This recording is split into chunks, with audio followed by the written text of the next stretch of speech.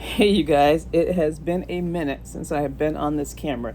So, I have tried to be a good YouTuber, but evidently that is not me. So, you can never be, well, I can. I'm not going to say you. I can never be perfect, and I always like want to wait till my hair is done until I have some at least lipstick on, something to make myself look good, but that's not the case. So I wait and wait and wait and wait and wait, and I never can get to that point. So I have so much footage, but I'm not good at editing, not at all. So I think my niche, yeah, I think my niche is just talking because I'm not a good like when I go places to have my camera vlogging. Although I do have my camera, and I do have some footage, so I'm gonna try still to do it, but so far no bueno on the editing, no bueno. So I'm just gonna sit here and talk to you guys. So I went on this 30-day trip from Florida in the RV all the way to Redmond, Oregon, actually California. So anywho, it was an adventurous trip.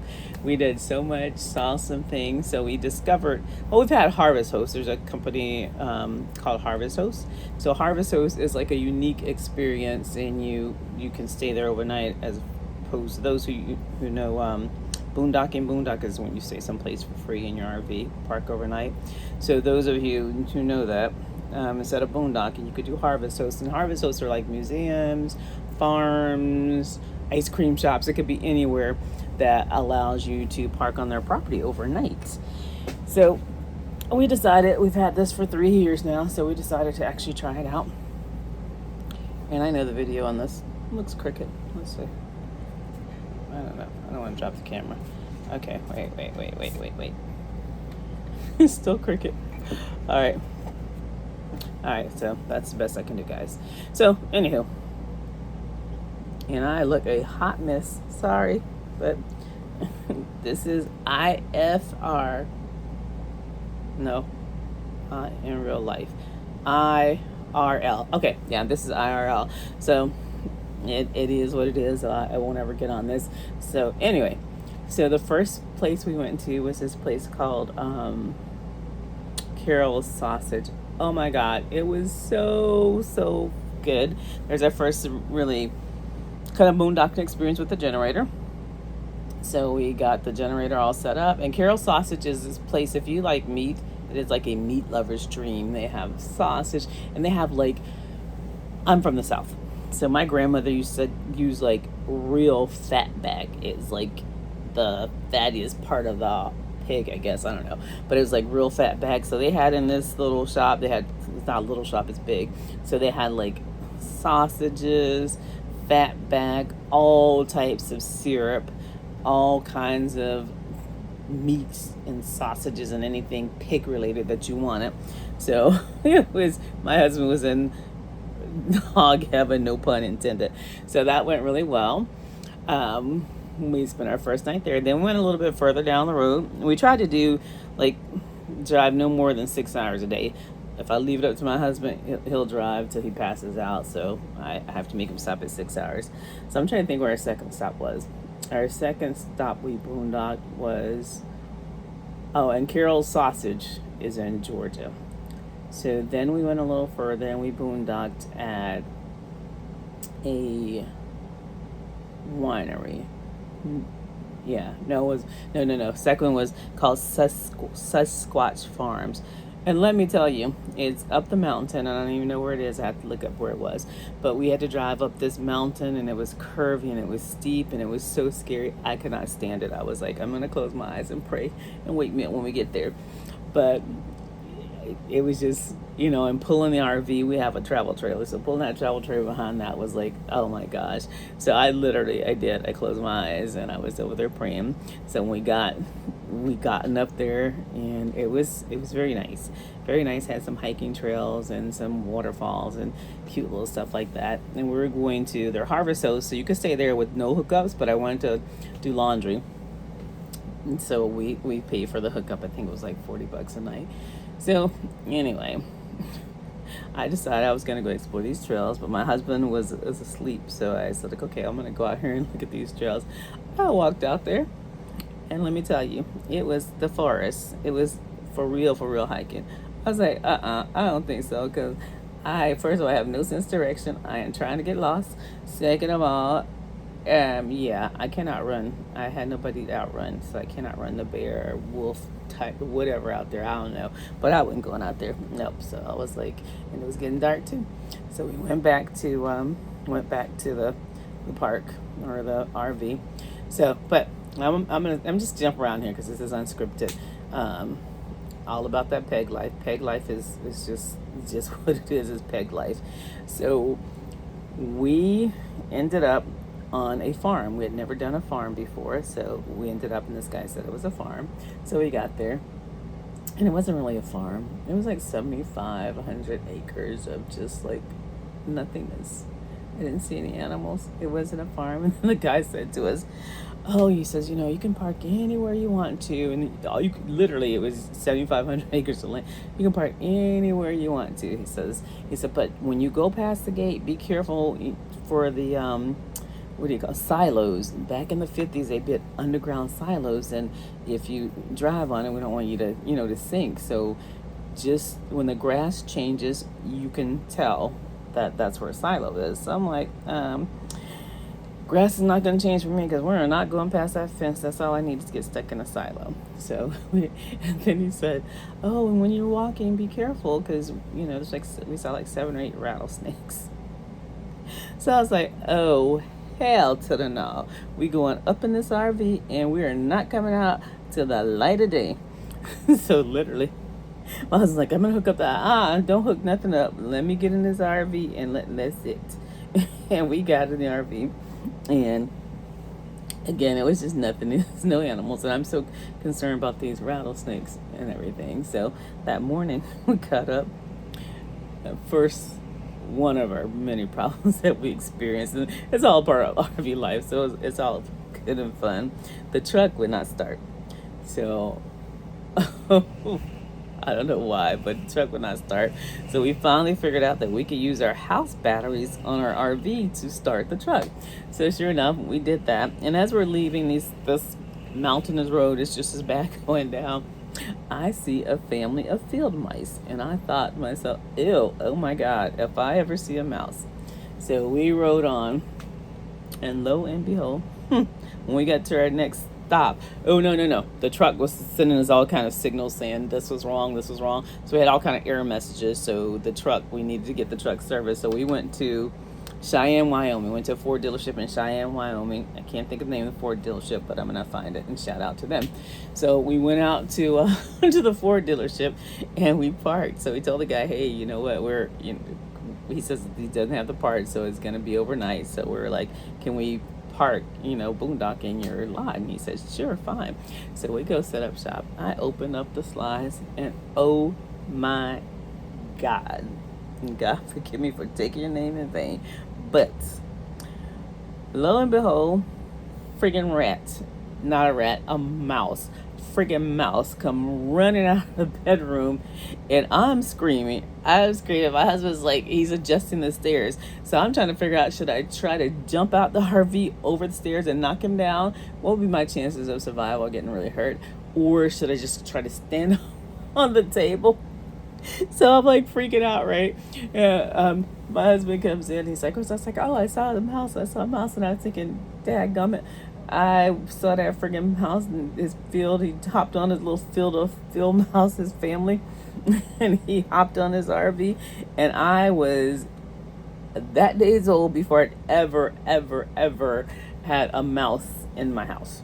So I was like, and he ran into the bathroom. So I'm like, I am not using the bathroom. I'm not doing anything because nope, me and the mouse. So one of us got to go. This place is not big enough for the both of us. So needless to say, we had the dealership. They gave us a courtesy driver, not a car. So it was cool. We had a driver take us where we wanted to go. She took us over to the hardware store, and I bought like $100 and something worth of mouse traps and mouse begone and all those little smelly little packs that they're supposed to not like, and I'm like, okay, and I'm freaking out. I was like, there's no way I'm gonna go to bed. I'm not going to bed. I'm not turning on any lights because the mice do not like light. And so I'm not turning on any lights, and I'm gonna sleep in my recliner with my feet up. And I had all the little potpourri, and they're not potpourri packs, but they're like mint packs because I guess mice don't like mint. Let me tell you, my tears smelled like a mint julep factory up in this piece. Because no, that mouse was not today, not today. Devil is a lie. So, needless to say, and we bought, and I was trying to be humane, so buying this little cute little traps that's he's supposed to go in, and you can let him out in the wild, and you put some peanut butter on it, and so whatever. But anyway, that mouse that wasn't thinking about that during trap, and I don't know about the little smelly things, but I know he didn't come near me because I slept in the recliner, so we never didn't see him for about a week. But before that, let me tell you. Anyway, to get the car fixed at the Ford dealership, OMG. Still pains me. Still pains me. It pains me. It was $2,000 and some change. So I was not expecting that. I did not plan for that. I did plan for, incidentals with the car, maybe like an oil change, something like that. But I was not planning on $2,000. No, no, no, no, no. And let me tell you, and again, I apologize for being all over the place, but this is all about that peg life. So I say, when we jumpstart the battery, I climb up into a step stool and I look at the battery, and the battery cables has like a whole bunch of corrosion on it. So I say to myself, I was like, I'm like 30 hot now. I'm like, I can't believe you had this oil change and nobody noticed these corrosion on this battery. That is ridiculous. And I'm just like all over, just complaining. So my husband said, oh, well, the guy did say something about the battery being corroded. And I'm looking at him, so I just stopped. I'm like, what? He told you the battery cables were corroded, and what did you say? He's like, nothing. I just kept walking. So this is my husband. My husband is so skeptical. He thinks everybody's trying to rip him off. So he wasn't going to fix it. And the one time I sent him to get an oil change by himself, because I'll go get an oil change. If you tell me something needs fixing, I'm going to look it up. I'm going to get out of the car. I'm going to look, let him show me the battery cables. So, and I would have saw those battery cables, and I would have got the whole battery replaced, and I would have got the battery tested. But needless to say, we ended up having to get 2 new batteries because we were at a dilemma at this point. We were like, do we go forward? We're 2,000 miles from home, but 1,000 miles from our destination. So with our budget being shot to HE double hockey sticks, we were like, I don't know. I don't know. I don't know what to do. I mean, what do you think? I don't know. We're 2,000 miles from home, but 1,000 miles from the destination. But keep in mind, if we go to the destination, the 1,000 miles, we still got to come back the 3,000 miles, which makes it 4,000 miles. So, I don't know. I don't know. Put in the comments what you guys would have did. So, on top of getting all this stuff fixed on the truck, before we left, we had when they got the truck to us, it smelled awful, and I was like, what in the, and they were like, oh, you got a leak. I have a leak, soaking wet. I pulled out like a gallon. I had a wet dry bag. I pulled out like a gallon of water out of the carpet, and what it was that the windshield was leaking, and I did not know that only thing that holds a windshield together on your car is glue. It's some type of industrial strength glue, but I guess this glue got overheated or was never properly installed. I don't know, but anyway, it was ridiculous. It was just soaking wet. So we ended up finding the dealership didn't do installs, but they recommended someone up the street. So the guy did a great job on installing the window for us. So that was great because it rained a lot while we were out. So anyway, I don't want to drag this video out, but that's like, I'm going to try to again, try to do some editing and put some of the pictures and footage, because I did get a ton of footage. I really, really did. And I am a bad, I'm a bad big videographer. My stupid self, I'm like, I got the phone and I'm forgetting I'm recording. So I'll be, next thing I'm doing, I'll start talking. So I'm like videotaping somebody's butt, somebody's feet.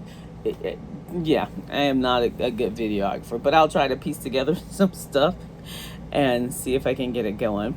And you know what? And plus, I only got 2 subscribers. 2. So I see all these people on whatever this, the YouTube. Oh, I got 100 subscribers in 2 days. I got that. Then I woke up the next morning, I had 500,000 subscribers. What? What? Where? I don't know how they do it. If you know how I can get not even 500,000, if like you tell me how I could get 5 subscribers, let me know, because you got to start somewhere. So I got 2, and thank you, my 2 subscribers. I really appreciate you. Thank you, thank you, thank you. But anywho, that's what it is. I'm gonna leave you guys right there. I just want to get back on and give you an update. That's probably when I have any subscribers, because the last time I did something was about a month ago. And I've been trying to, in between traveling and working, trying to put the video together and not and edit it. Oh my gosh, it's hard. It's work. It's like another job. It really is like having another full-time job, and I just don't have the bandwidth right now to do the 2 jobs. So I got to figure out a way to work it. So again, I think my best avenue is just, this is easy. I can get on and talk and not have to edit, because yeah, it's all about that peg life. If I mess up a word, you know what I meant. I'm like my grandmama. You know exactly what I meant. Don't try me. So, hey, you know what I meant. If I mess up a word, you know what I meant. So it's live. It's unscripted. It's all about that peg life. On that note, peg out.